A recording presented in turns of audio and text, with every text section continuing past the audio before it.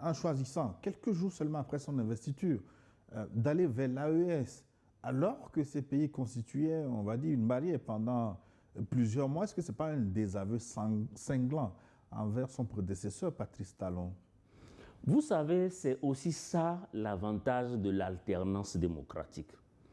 Et imaginez une situation, par exemple, où le président Talon dit, à la fin de ses 2 mandats, il trouve un stratagème pour rester au pouvoir. Qu'est-ce que va devenir aujourd'hui les relations? Qu'est-ce que vont devenir les relations entre l'AES et le Bénin? Donc, le fait que Talon ait choisi de partir, cela a oxygéné, n'est-ce pas, et a boosté, a donné un nouveau sens dans la diplomatie du Bénin qui était crispée côté AES. On peut avoir un changement dans la continuité. Donc, non, c'est pour vous dire, non, je dis c'est l'un des avantages, de l'alternance. Mais ma question, est-ce que Ouadani n'a pas pris le contre-pied de Patrice Talon? Mais c'est ce que je suis en train de répondre à votre question. Oui. Il a pris son contre-pied. Est-ce que ça va plaire à Patrice Talon? Non, est-ce que en réalité, même si Talon a aidé Romiad Ouadani à prendre le pouvoir, aujourd'hui, c'est Ouadani qui est le chef de l'État. Et les Béninois l'ont soutenu à plus de 94%.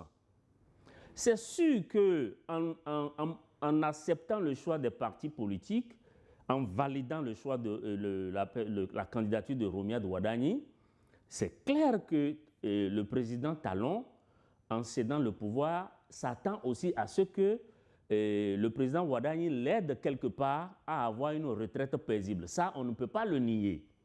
Bon, maintenant, est-ce pour autant que Romiad Ouadani doit sacrifier les intérêts des Béninois, les intérêts des Africains et de nous tous dans la sous-région sur l'autel de la reconnaissance à l'endroit de Patrice Talon? Donc, il y a un choix que va faire le président Romiad Ouadani et il est le seul responsable à pouvoir faire ce choix-là.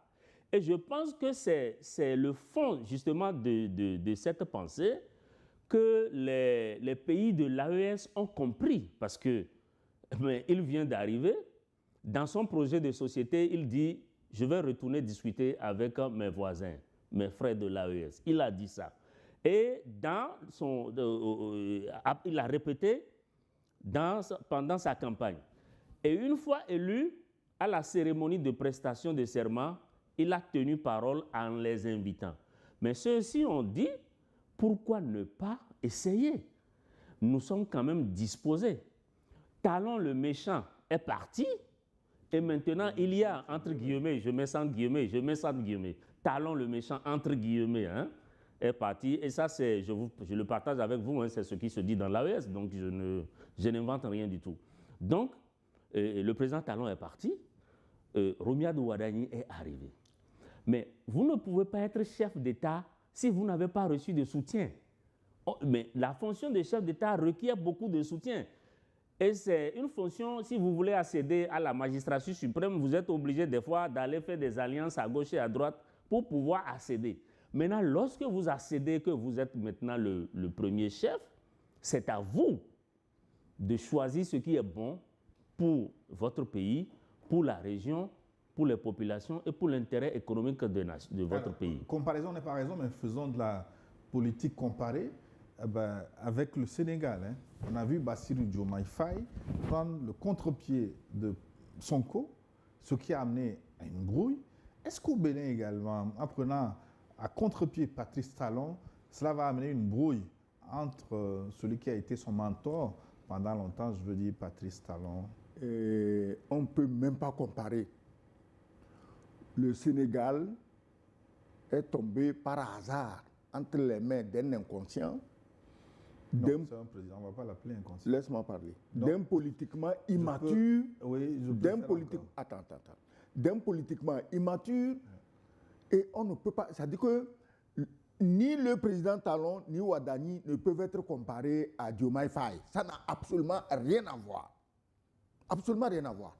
Patrice Talon a mené un combat politique sur la durée. Nous tous on sait comment ça s'est passé. Jusqu'à être élu président. une fois, être élu président 2 fois. Ouadani était son fidèle et fidèle serviteur comme ministre des Finances. On ne nomme pas n'importe qui au poste de ministre des Finances pendant 2 mandats entiers. Donc, eux, ils ont créé leur confiance dans l'action. Alors qu'au Sénégal, c'est dans le blablabla, dans la lutte verbale, que Sonko a commis l'erreur. Oui, c'est pas défaut. Voilà, a commis l'erreur de croire que Diomaye Faye ferait l'affaire. On laisse ça de côté. Je n'ai pas critiqué Diomaye Faye. Il gère le Sénégal. Ces derniers temps-ci, on a vu ce qui se passe au Sénégal avec le congrès du PASTEF. On a vu, moi j'ai vu un convoi du président Diomaye Faye qui est allé à Touba. Tu sais, ils ont des confréries religieuses très puissantes au Sénégal. J'ai vu les convois, sauf si c'est un montage. Mais ils roulaient seuls dans la rue. Même les chiens n'étaient même pas sortis pour voir quel convoi passait. Ce n'est pas normal pour un président au Sénégal, vu la force des confréries religieuses. Donc, laissons ça de côté. Il n'y aura rien de semblable entre Patrice Talon et Romeo Ouadani.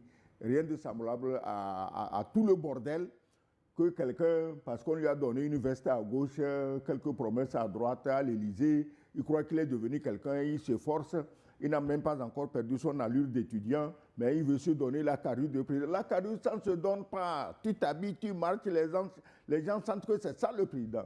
Quand Ouadani descend de l'avion, il marche, mais on sent que c'est un président. Il n'a pas besoin de se livrer à des contorsions pour qu'on sache qu'il est président comme l'autre le fait au Sénégal. Un président, quand Sonko marche, mais on sait que c'est lui le président. On n'a pas besoin de fabriquer, d'aller chez le marabout. Non, c'est le président. Il y a des formes physiques qui déterminent ta profession. Est-ce que tu comprends? C'est-à-dire que ta forme physique même facilite ton accès à des professions.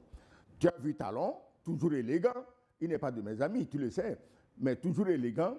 Ouadani est venu encore plus élégant. Et je suis sûr que de l'autre côté, on n'a pas eu besoin de lui donner des vestes parce que lui-même, il a des vestes de classe. Et donc, il ne se laissera pas influencer. Voilà. Donc, j'ai dit ceci. Ouadani agira exactement comme Talon le souhaite. On ne dit pas qu'il va se soumettre non. Mais Talon lui est parti.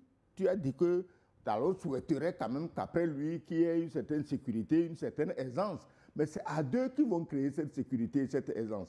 Va voir nos frères de l'AES, essaye de voir qu'est-ce qu'on peut sauver.